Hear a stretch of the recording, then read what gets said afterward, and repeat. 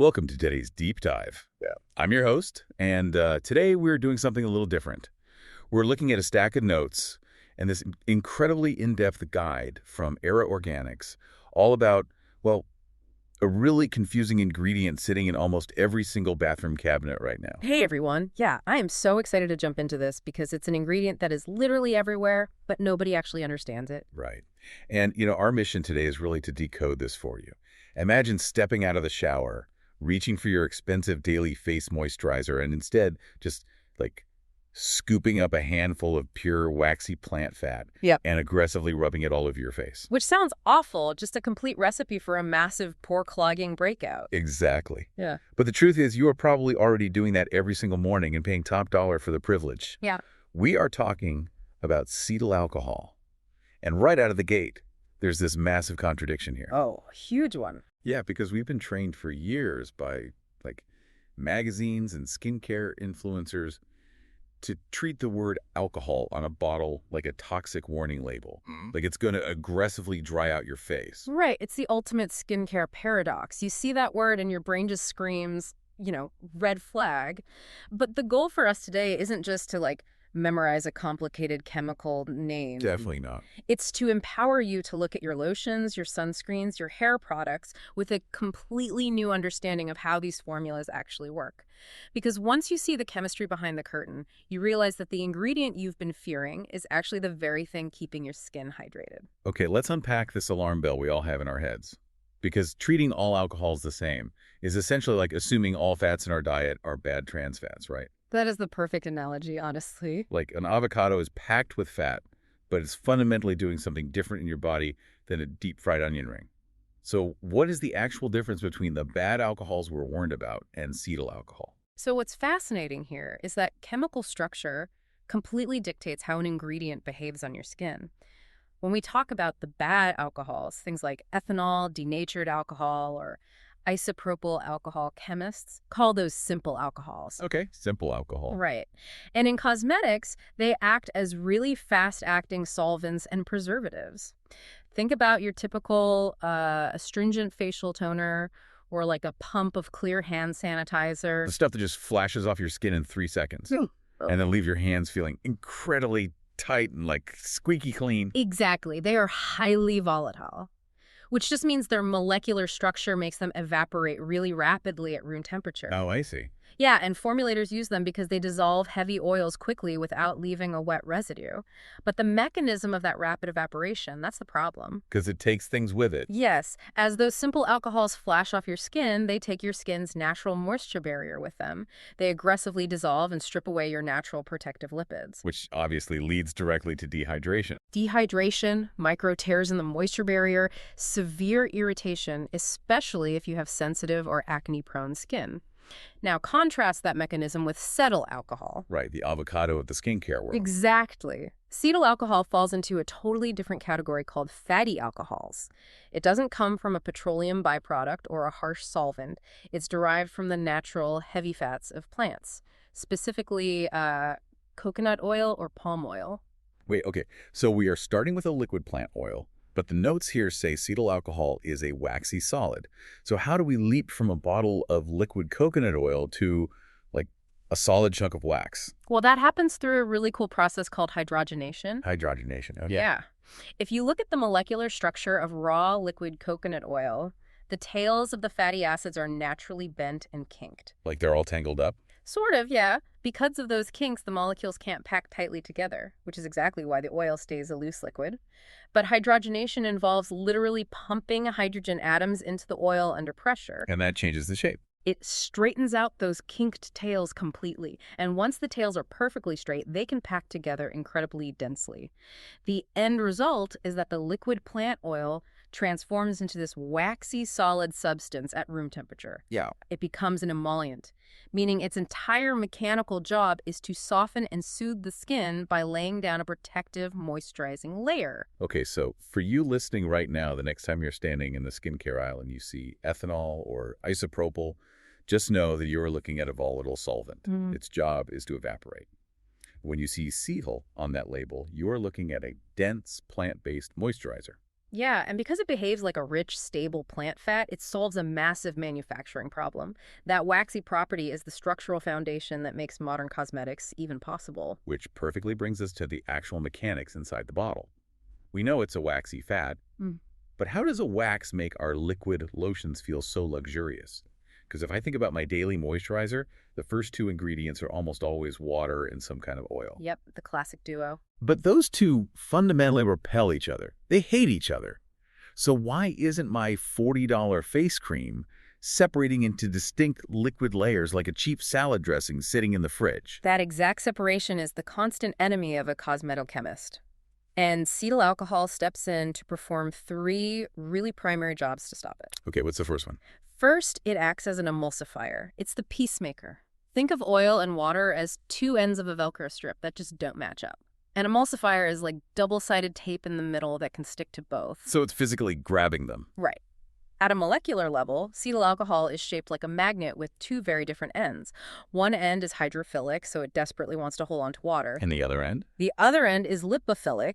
It desperately wants to hold on to oil, so it bridges the gap, locking the oil and water phases together into a really tight matrix so they can't physically separate. That's incredible, because without it, your lotion would just squeeze out as a splash of water and a greasy puddle of oil. Exactly. It's a disaster. So it's this invisible scaffolding holding the formula together. But if it's pulling oil and water into a tight matrix, that must change the texture of the liquid, right? Oh, completely. Which brings us to its second role, a viscosity modifier. Viscosity meaning how thick something is. Yeah, exactly. Water has extremely low viscosity, but honey has high viscosity.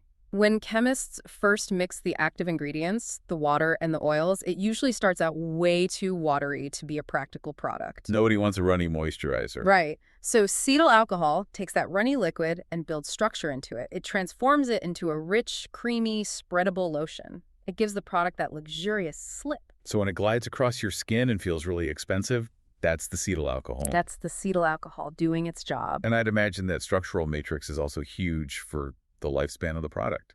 Like if my bottle sits in a hot bathroom cabinet for 6 months, undergoing shower steam and temperature changes, it needs to hold together. Yeah, and that is its third crucial function. It acts as a stabilizer. It anchors the formula against environmental stress. So it doesn't break down. Right, because over time, certain fats can actually start to crystallize as temperatures fluctuate. You really don't want to pump out your smooth face cream and feel tiny, gritty crystals scratching your face. Ugh, no. That sounds terrible. Cetyl alcohol prevents that crystallization from happening. It maintains the longevity and texture long after it leaves the factory. So when you're rushing through your morning routine and your lotion absorbs beautifully and isn't a watery, crystallized mess, you really have this one ingredient to thank. Completely. But here is where it gets really interesting to me. The source material specifically highlights applications way beyond basic face lotion. It mentions sunscreen and hair care. Yeah, because it's so versatile. But wait, if this stuff is essentially a waxy fat derived from coconut oil, and I put it on my head, aren't I just giving myself a heavy, greasy helmet of hair? That sounds like a fast track to product buildup. Well, it's a highly logical assumption. You hear waxy fat, and you instantly picture flat, unwashed hair. But how this specific molecule interacts with the hair shaft is completely different. How so? Think of the outer layer of your hair, the cuticle like microscopic shingles on a roof. When hair is dry or color-treated or damaged by heat, those shingles lift up and flare out. Oh, like a microscopic pine cone opening up and catching on things. Yes. A flared pine cone is the perfect visual. It creates tangles and frizz. In conditioners, cetyl alcohol acts as a targeted smoothing agent. It fills in the gaps between those lifted shingles, smoothing the cuticle back down. So the hair shaft becomes a flat, reflective surface again. Right. It forms this... Smoothing the pine cone without turning it into a heavy braid? I love that. Okay, but sunscreen is the next hurdle mentioned here. And historically, sunscreen is the absolute worst part of anyone's morning routine. Oh, it really is. It's greasy, it's chalky, it leaves a white cast, and you can never rub it in evenly. And that historical struggle is exactly why chemists rely on cetyl alcohol. Sunscreen is notoriously difficult to stabilize. You have these heavy, active UV-blocking minerals like zinc oxide. And they just want to clump together. Yeah, they want to clump or separate entirely from the base lotion. By using cetyl alcohol as that double-sided tape we talked about, it stabilizes those heavy minerals. It solves the chalkiness problem completely. Because it improves the spreadability. Precisely. When you can spread the sunscreen effortlessly across your skin, you're not just getting a better cosmetic finish, you're actually getting significantly better sun protection. Oh, because it's an even layer. Exactly. You ensure the UV blockers are distributed in a perfect grid, leaving no microscopic gaps for UV rays to penetrate. So it's not the active UV blocker itself, but it makes the UV blocker functional on a human face.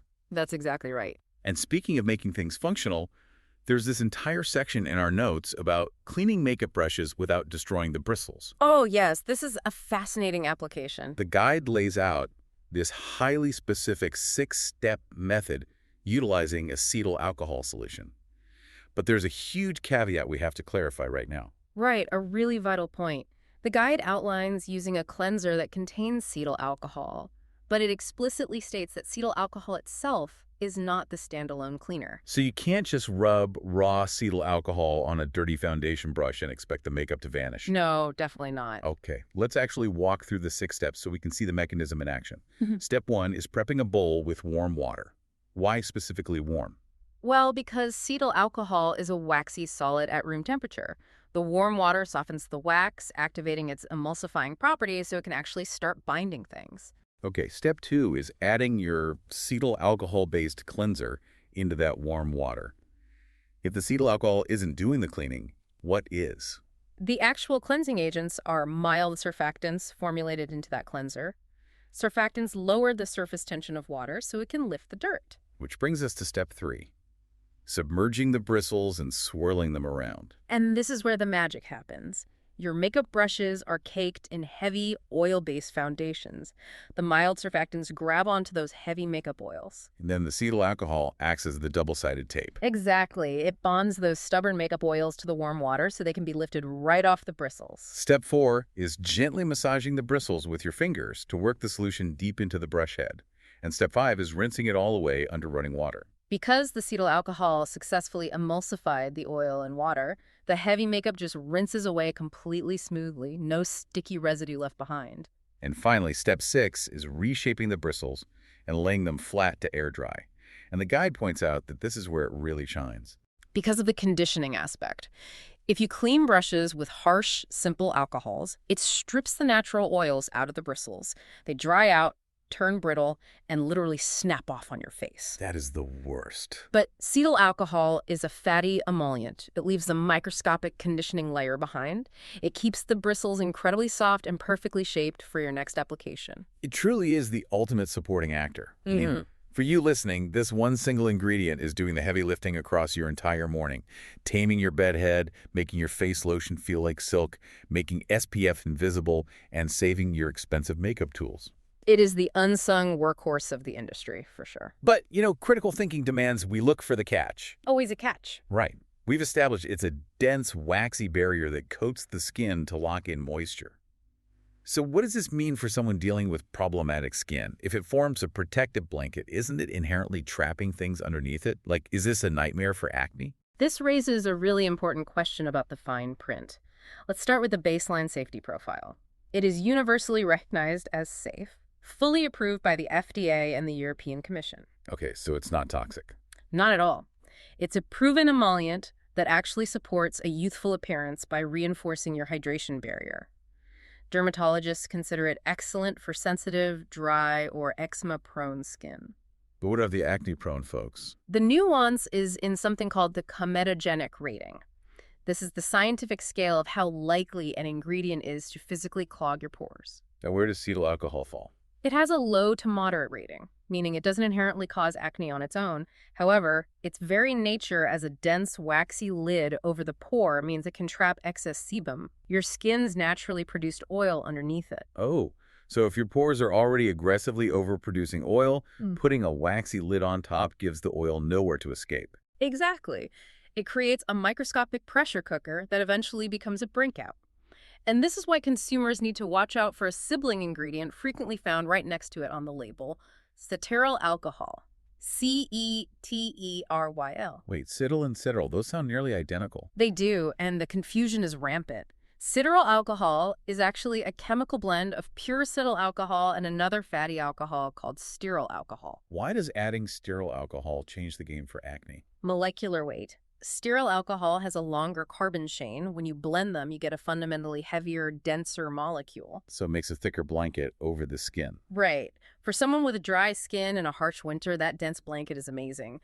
But for very oily skin, that heavier weight carries a noticeably higher risk of trapping sebum compared to pure, lighter cetyl alcohol. So pure cetyl is the lighter option, and cetyl is the heavier, slightly riskier option for clogged pores. Yeah. The ultimate verdict from the dermatologists in the notes is just to always perform a patch test. Apply a small amount along your jawline for a couple of days and observe how your specific pores react before slathering it everywhere. Which is just a brilliant rule of thumb anyway. Because as we've seen today, safe doesn't automatically mean perfect for every single skin type. You really have to know your own barrier. Absolutely. Knowledge only becomes power when you apply it to your own context. Well, this has fundamentally changed how I'm going to look at the back of a bottle. Just to briefly recap our journey today. Cetyl alcohol is absolutely not the drying, stripping solvent we've been conditioned to fear. Not at all. It's a plant-derived, moisture-locking fatty wax. It's the double-sided tape emulsifying our lotions, making them creamy, stabilizing our sunscreens, and conditioning our hair without turning it into a greasy helmet. It's the perfect case study in why we shouldn't judge a chemical compound by its intimidating name alone. It really is. And, it leaves you with a final thought to ponder today.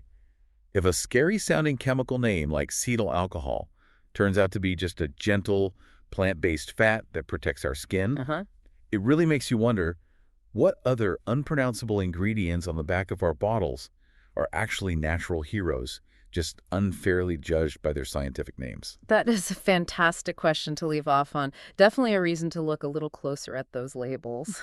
Thank you so much for joining us on this deep dive. We highly encourage you to go to your bathroom right now, pick up your favorite moisturizer, and check the label. We guarantee you'll find our new favorite microscopic peacemaker sitting right there. Until next time.